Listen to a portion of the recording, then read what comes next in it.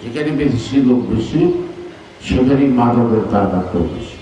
আর যারা বিক্রি করে তাদের বেলায় আইনের হাতে সোপাত। পুলিশ ধরবো না, হাত পাবে না, থানা দিয়ে আসবে। কিছু কিছু দায়িত্ব যদি আপনারা না নেন, ক্ষমতার অপব্যবহার হবে, জবাবদিহিতা থাকবে না। এই নাগরিক সমাবেশের মানে কি? আমাদের বিএনপির কোন নেতা কোন কর্মী জনকল্যাণের বিরুদ্ধে কাজ করে, যারা সম্মান পায় তাদেরকে অসম্মান করে কথা বলে, ক্ষমতার অপব্যবহার করে। এই ক্ষমতার অপব্যবহার করতে একটা সুবিধা আছে, ক্ষমতায় থাকবে থানা অন্যদিকে তাকায় থাকে, দেখেও দেখে না। আবার কেউ কেউ হয়তো শেয়ার করে, এমনি এমনি কিন্তু মাদক পারে না। আমাদের দলের পক্ষ থেকে 0 টলারেন্স মাদকের ব্যাপারে। সুতরাং আপনাদের ওয়ার্ডে ওয়ার্ডে কমিটি করে চলতে না।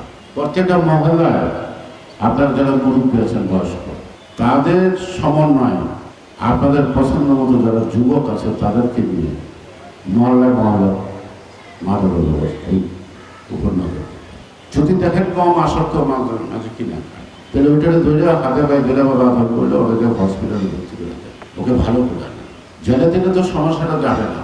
আর যারা বিক্রি করে, কেনা বেচা করে, তাদের বেলায় আইনের হাতে সোপাত। যদি আপনি মাদক সেবী কমায় দিতে পারেন তাহলে বাজারে নামে দেবে। আর আপনাদের এই এলাকার মধ্যে হচ্ছে যেখানে বেশি লোক বেশি সেখানেই মাদকের কারবারটাও বেশি।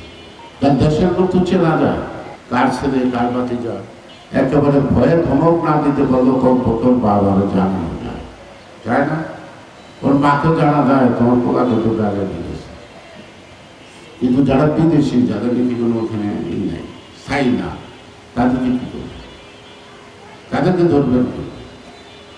সে কারণেই আপনারা মহল্লায় মহল্লায় অচেনা মানুষ এইসব ব্যাপার যদি থাকে তাহলে আপনারা পুলিশ চিহ্নিত করতে পারবেন। পুলিশ ধরবো না, হাত পাবে না, থানা দিয়ে আসবে।